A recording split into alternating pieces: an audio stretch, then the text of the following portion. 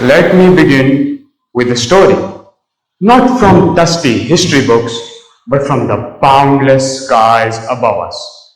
In 2016, an extraordinary aircraft took off from Abu Dhabi, powered not by conventional fuel, not with roaring jet engines, but entirely by the radiant energy of sunlight. This remarkable aircraft was called Solar Impulse 2. And this wasn't a scene from a futuristic science fiction film, it was a real, delicate creation of human ingenuity. A fragile yet resilient aircraft made of carbon fiber, light as a family car, yet with wings broader than those of a massive Boeing 747. These wings were meticulously covered with over 17,000 shimmering solar cells, each absorbing sunlight with quiet determination. Its mission? To fly around the entire world powered solely by the sun's gift. Now, here's the dramatic twist. During its daunting Pacific Ocean crossing, the aircraft's batteries began to drain alarmingly fast. The vast skies were shrouded in darkness. There were no comforting backup engines, no nearby runways, and no possibility of simply turning back. Failure seemed not just possible, but inevitable. The whole world watched, wondering if this daring mission would end in the cold, indifferent waters below. But the pilot, calm yet alert, held his nerve and kept his faith in the only thing that could save him: sunrise. And sunrise did come. As the earth slowly rotated, the very first few golden rays broke over the horizon. The solar cells caught the light, flickered with energy, and came alive again. The batteries began to recharge, and the aircraft pressed forward. Days later, it completed one of the most audacious and inspiring missions in the history of aviation. Now, this wasn't just a triumph of engineering. It was a triumph of imagination, resilience, and trust in the unseen. It was about venturing boldly beyond what seemed safe or reasonable and surviving because of that daring spirit. And ladies and gentlemen, that is exactly what I want to explore today. How stepping out of comfort zones, utilizing the spirit of adventure, sparks creativity and drives innovation.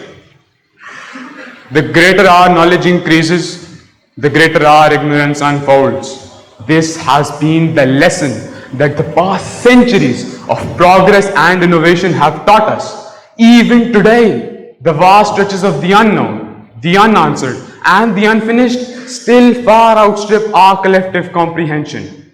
But in the past century, we have come far and fast. In fact, more progress was made in the past century than all the previous centuries combined. So sure, now's the time to relax. We've come so far after all.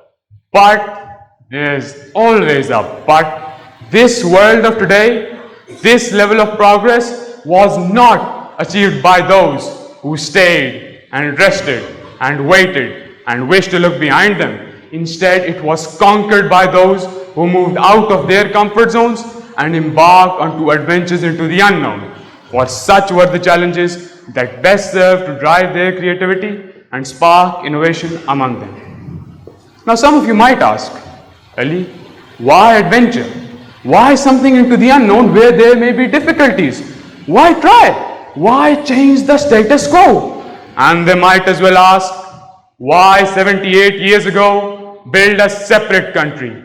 Why 27 years ago build an atomic bomb? Why just last year throw an Olympic javelin? Why does CCH play Edison? Well, we do these things not because they're easy, but because they are hard, because they are worth doing, and because they bring us progress and glory and innovation. After all this, you'd say, Ali, I perfectly understand that doing hard and difficult things brings us progress and glory and innovation. Then why don't we all do it?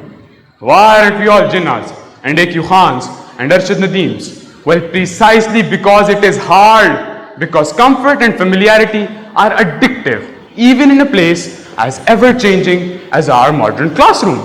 As teachers, we have tried and tested methods, the PowerPoint slides that always work, the familiar activities, the well-rehearsed assessments. Students too develop their own repetitive cycles. Learn, revise, pass the exams, move on. But the 21st century has ushered us into an era where instead of brain dead yes sirs and Mr. Echoes, we need adventurers and innovators. Such is the century's demand.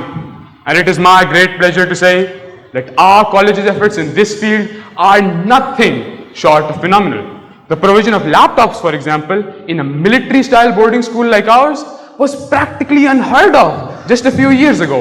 But our administration took that bold step, and in doing so, they have provided the cadets with an endless sea of opportunities and knowledge. Likewise, the annual clubs and societies exhibition is a paragon of imagination and creativity. Various trips, such as the Army School of Physical Training paragliding course and the hiking trips, lead the cadets to step out of their comfort zones, face adversity, and accomplish tasks which even they thought they could not do. This aligns with the round square ideal of adventure, which aims to foster individuals who can change and challenge the status quo, who can move out of their comfort zones and lead to innovation and progress. Before moving on, let me make a clarification. Adventure isn't just about paragliding or hiking, it is about traversing uncharted waters, be them literal or metaphorical ones, or jumping in those uncharted waters at 5 in the morning, something you can perhaps all relate to. But one thing remains certain, that adventurers and innovators are not formed in the routine-driven factories, they are formed in the creative laboratories. A very good example is our own reverend faculty in our own college. Our faculty members step out of their familiar zones of teachers and become housemasters, house staff, OICs, PODs, club in charges, trip in charges, and in doing so, build such bonds with the cadets which are not found in a miles radius of those profit-driven factories whose main job is to pump out machines you can learn facts with. Let me make this plain. Innovation is not the sole job of teachers, nor is it the exclusive domain of students. It is and must always be a shared journey. But what do I mean about this in practical terms, and what do I mean by a shared journey? Well, together we must build an environment where risk is rewarded and not shunned. Together we must step beyond the boundaries. Together we must drive change. Together we must merge disciplines, and together we must inculcate and embrace a complete exploitation of artificial intelligence. In fact, the Renaissance was a direct result of people venturing out of their comfort zones, letting imagination and creativity be the limit. And in doing so, they broke the chains of negligence. The geniuses of Galileo, Da Vinci, and Erasmus were not only in their ingenuity, it was in their ability to challenge what was known. They defied authority and taboos. Think of Thomas Paine, a man who in 1791 wrote about the rights of man, a time when things like freedom of speech and freedom of expression were not only unheard of, but literally labeled as satanical and treacherous. And if we can bring back that same courage, we can extend that legacy. And every time we as cadets try something new, like a public speech, a new subject, a new sport, a new responsibility, we extend that legacy, we partake in it. Let's also talk about science. Many see it as cold and clinical, a discipline of formulas and measurements, but at its core, science begins not with numbers, but with imagination, wild, boundless, and daring. In fact, the limits of science have always been defined by the limits of our own imagination. 3 centuries before Neil Armstrong took his giant leap for mankind on the moon, French writer Cyrano wrote about lunar travel in whimsical fiction. Decades before robots rolled into our homes and workplaces, H.G. Wells wrote about them. And long before the advent of VR headsets, René Descartes speculated on the possibility of simulated worlds. In reality, most innovation is simply science struggling to catch up with imagination. More precisely, imagination is the origin of all innovation, for it is the question, not the answer, that sets the entire journey in motion. Now that, dear audience, you understand the gist of the argument I'm making, let's move to the more analytical portion of my talk. Let's understand how does imagination and a taste of adventure drive innovation. I will be brief about this. As Shakespeare did say, brevity is the soul of wit. So, briefly and precisely, by stepping beyond the current boundaries, by breaking the status quo, we can drive innovation. Think about it. If Copernicus hadn't wandered beyond the church dogma, today we would still think of the earth as the center of the universe. Or the bold 20th century linguists who through speculation found out that all Eurasian languages derive from a single ancient ancestor. Science is only beautified by adventure and imagination. Uninspired learning is a chore and a burden. Before moving on, let me give you the example of that humble patent clerk whose little adventure into physics literally turned the science on its head, who at a time when the entire world thought of gravity as a force, he advocated it of being a curvature of some weird fabric he called space-time. Or the fact that when for millennia we had thought of energy as a flow, the fact that the very idea of energy in the human mind is a flow, he built his entire theories upon the fact that energy was quantized. Or think of that teenager who, when trapped indoors by stormy weather, wrote up Frankenstein, inventing an entire genre of English literature, be it music, art, science, sport, science fiction, literature. Uncertainty and creativity are what bring us progress. The human mind is what has made all the aforementioned possible. However, it is the most daring and creative adventure of our time to try and replicate this very organ. That is precisely artificial intelligence. It is early and presumptive to say that AI will take over the world, but one thing is for certain, like Einstein's relativity and Edison's light bulb, AI is changing the world and the way we see it. However, things were not always like this. AI once seemed like something out of science fiction, but today this global phenomena exists. Why? Because in 1956, John McCarthy decided to take a risk. He decided to do it, and he did it. And the rest is history, because one man chose to embrace uncertainty and to believe in possibility.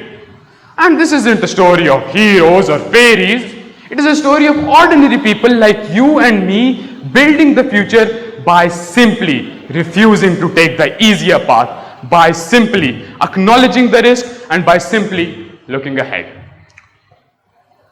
Be it Socrates, who drank the hemlock and defied authority, and today his name is alive on all our tongues, or be it the British SAS, who in the Second World War, using the most innovative tactics, halt the advance of the unstoppable German general, and to this day have the motto, who dares, wins.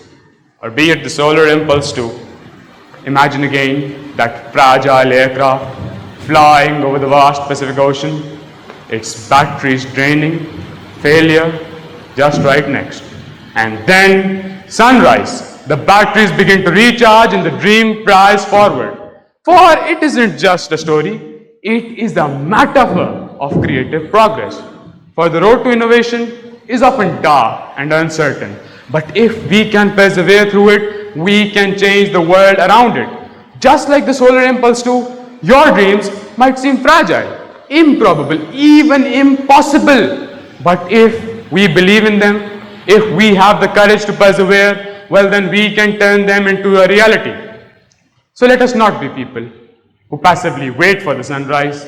Let us be people who actively fly towards it, trusting that it shall meet us in the middle. Let us dare to take the path not taken. As the Admiral who came here on Friday said, and I quote, there are two paths in life, the easy and the right. The easy path is not right, and the right path is not easy. So let us dare to shun the easy path. Let us dare to tread on the right path. Let us dare to not have everything figured out in our lives and still be okay with it. And let us dare to step out of our comfort zones and bring innovation along with it. That will be all. Thank you.